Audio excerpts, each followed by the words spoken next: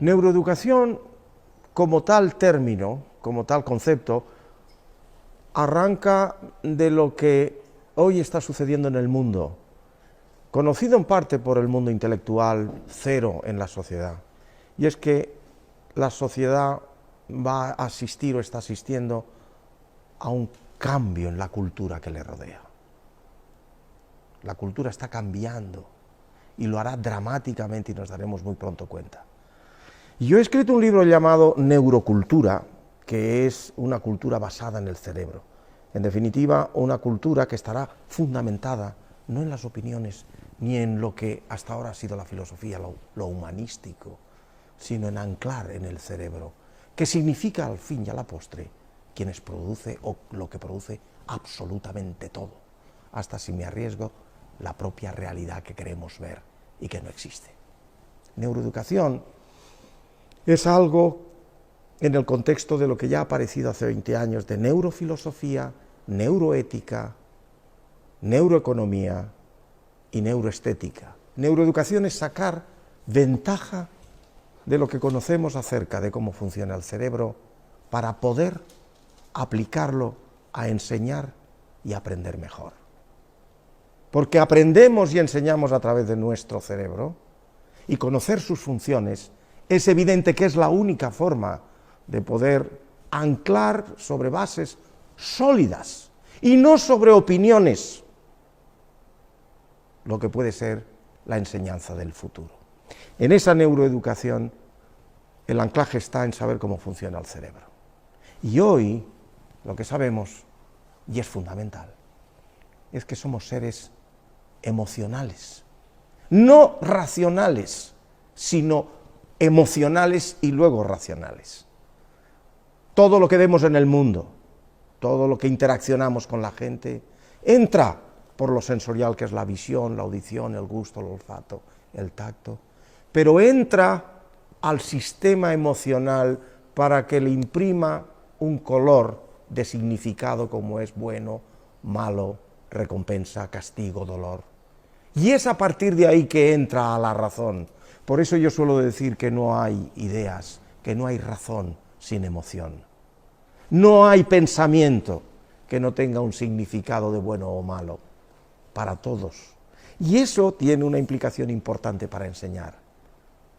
Hay que pasar lo que se enseña a través del tamiz de la emoción. Solo con emoción se puede llegar a aquello que digo yo como eslogan del libro.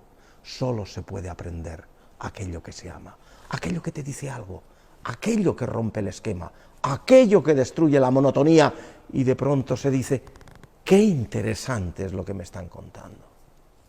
Debemos partir de la idea de que neuroeducación es un andar el camino.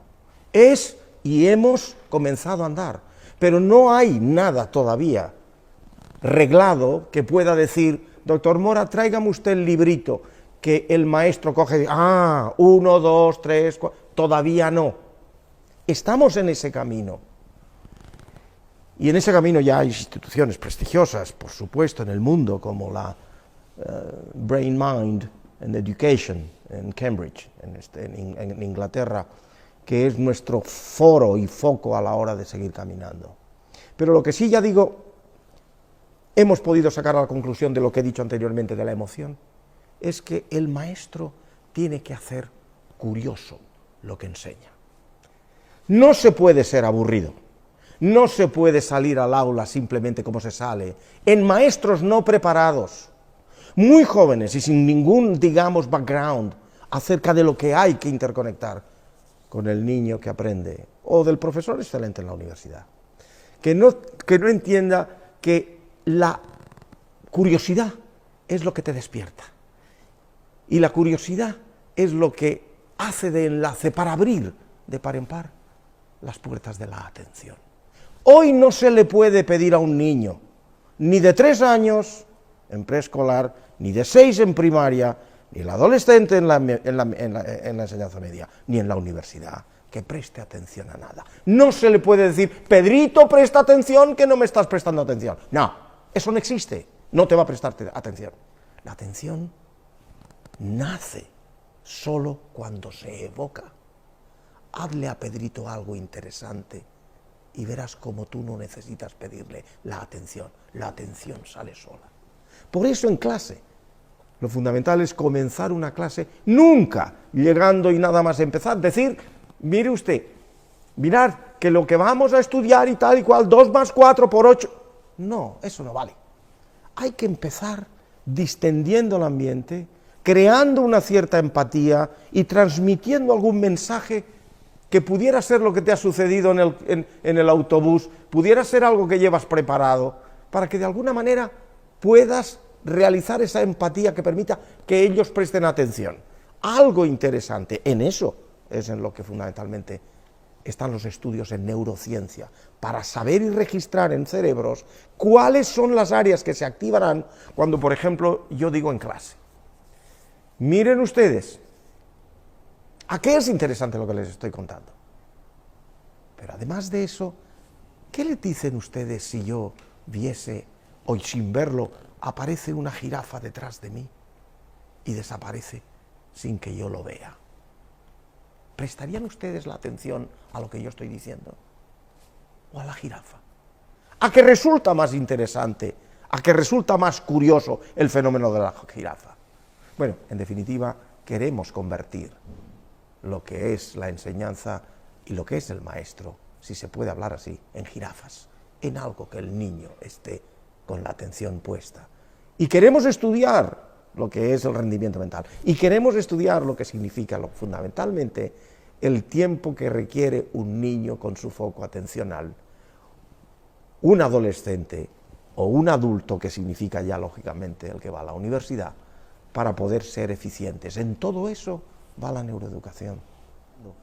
No solo en los grandes problemas que ahora se diagnostican, muchos de ellos sin fundamento, quiero decir, sin tener un análisis médico bien hecho, como es el déficit atencional y la hiperactividad, el síndrome de hiperactividad, sino lógicamente el autismo, el síndrome de Asperger, la discalculia y tantos aspectos de los que en el colegio los problemas pueden llegar a que la estadística más reciente nos dice que el 23% de los niños de un colegio tiene necesidad de asistencia.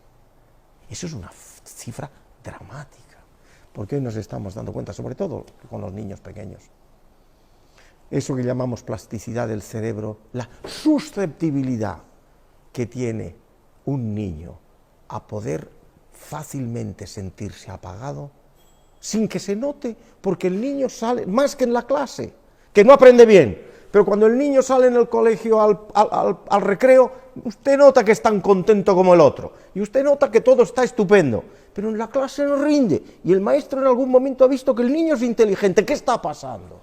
Pues posiblemente simplemente que haya un ambiente familiar, que aunque solamente sea anecdótico y que ocurra de vez en cuanto a discusiones, etcétera, etcétera, conlleve el que eso pueda ser origen de que el niño no se sienta, que la alegría no asome, y sin alegría no hay aprendizaje. Un estudio reciente ha mostrado, y se ha publicado en la mejor revista del mundo, o una de ellas, Science, que cuando se coge a un niño hiperactivo y se le pone delante de una pantalla de ordenador en donde aparece un laguito. En el laguito hay un pato que nada, y fuera del laguito hay un gato. El niño con un ratón puede manejar la posición del gato. Cuando efectivamente el niño puede, se le explica y se le dice, mira, tú puedes controlar el gato, llévalo donde tú creas que va a terminar nadando el patito, y cuando llegue allí verás que le da el zarpazo y se lo come. Si eso lo consigues, te voy a dar algo. La recompensa es la base de la conducta. El dolor también, pero para nuestra sociedad ya no nos peleamos con leones. De manera que es la alegría, es la recompensa, es el decir qué bien lo haces. Y eso puede ser un beso o puede ser un caramelo. Entonces el niño presta atención a la pantalla. Pero una atención que hay que mirarle la carita para ver que sigue aquello hasta que ocurra aquello con el gato. Eso se sigue de ponerle un panel que sale en la pantalla de pececitos, todos en hilera, pero uno mira al contrario. Gatitos, tal, y al final uno complejo, que son de cangrejos, que al tener tantas patitas ver cómo está al revés es más difícil. Presta la atención, de nuevo se le da la recompensa. Y el tercero, pues fue, si lo recuerdo bien, un panel con números en los que dígitos muy pequeñitos se ponían números pequeñitos en dígitos grandes, o al contrario, números grandes con dígitos muy pequeñitos. Y el niño tenía, entre los 5 o 6 que había, simplemente decir cuál era el más pequeñito o cuál era el más grande. 5 veces al día se hizo este test a los niños, también, si lo recuerdo bien, durante una semana. Al cabo de una semana se le hizo el test atencional y el niño había mejorado. Ojo, no nos confundamos, ni nadie que me esté escuchando vaya, lo repita, sin que nadie le diga que el niño en el colegio era exactamente igual que antes. Estamos hablando de un test muy selectivo y estamos hablando de una semana. Pero la pregunta es, estas intervenciones tempranas, sistematizadas y a lo largo del tiempo en un niño de 3 o 4 años, donde las sinapsis cambian por millones al día, ¿no podría ser el camino, que creemos que sí, de intervenir antes que tengamos que operar farmacológicamente? El apagón emocional se puede propiamente dar en cualquier edad, que es pues ese niño que, ya insisto, en el recreo puede estar muy contento, con sus amiguitos es muy contento, cuando se va de fiesta es muy contento, pero en el colegio no rinde. Y si hay problemas de alguna manera en casa, aquello pues significa que no se expresa, significa que no aprende bien, un largo etcétera. Este es un capítulo largo. En adolescencia se puede dar, pero en adolescencia es otro capítulo completamente distinto. Muy poca gente sabe lo que pasa en el cerebro adolescente. Muy poca gente sabe que tras la pubertad, que es ese volcán de hormonas inundando todo el organismo, existen muertes de miles de neuronas en el cerebro del adolescente. Y las que quedan se readaptan a circuitos nuevos, que es casi el paso para ir hacia la edad adulta. La adolescencia es, pues, esa edad. ¿Quién no ha leído en la literatura que el héroe siempre es de 18 años y nunca de 56?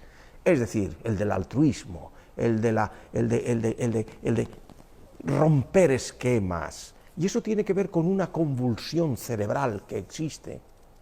Y que de nuevo, solo y exclusivamente, dentro de lo que puede significar la cultura en la que ha nacido el adolescente, la educación que ha recibido en la intimidad familiar de valores y normas, y cómo esos valores se han instrumentado en el colegio, es lo que un adolescente sea A, B o C. La adolescencia ya viene, de alguna manera, encaminada por los valores que hayan sido intronizados en un niño pequeño. Así es. Y si los valores son malos en la familia, y lo son en la sociedad en que vive, en donde no hay honestidad y hay mucho ladrón, es altamente difícil que un adolescente pueda conducirse jugando con los valores firmes, férreos, intronizados en su corteza prefrontal, instrumentados con las normas que siente que tiene que respetar. Cuando toda esa historia pequeña que les he dicho ocurre en un cerebro convulso, que necesita dirección, que necesitan sus redes neuronales reorganizarse para el mundo adulto, nos daremos cuenta del valor que tiene, no propiamente la adolescencia, que sí, sino lo que hay que hacer en preescolar. Lo que hay que hacer en escolar, en la escuela. No aconsejo a nadie que instruya a sus niños en su casa ausente de la escuela, porque instrucción es una cosa, aprender a leer, aprender a escribir y hacer cuentas se puede hacer en casa, sí. ¿Educarse? No. Para educarse se necesita ese instrumento por revolución industrial que significa el colegio, donde el niño interactúa con un lenguaje con los demás niños, instrumentados por un director de orquesta que si tuviera la preparación que muchos maestros no tienen en este país ni en muchos países, de intronizar valores que sea de transmisión la empatía, el que un valor sea un valor, algo que el niño vea como que tiene un aplauso cada vez que con la norma lo instrumenta. Y si no existe eso, si en la familia no existe ni en la educación nacional existe, difícilmente se puede esperar que el adolescente con un cerebro convulso lo instrumente. Todo eso es lo que la neuroeducación tiene que ayudar y mucho. Bueno, ¿qué es un neuromito? Pues un mito siempre es una falsa verdad, algo que no existe, pero que tú juegas con ellos mentalmente, el unicornio, etc. Es una falsa verdad. Y esa falsa verdad lo grave es cuando se introniza dentro de los colegios, o cuando se introniza en los maestros, o cuando se introniza en una sociedad. Un ejemplo ya que estoy ya cansado y para mí es tan aburrido que ni siquiera me viene emoción al expresarlo. ¿Quién no le ha dicho a usted alguna vez que utilizamos el 10% de nuestro cerebro? ¿Quién? Todo el mundo.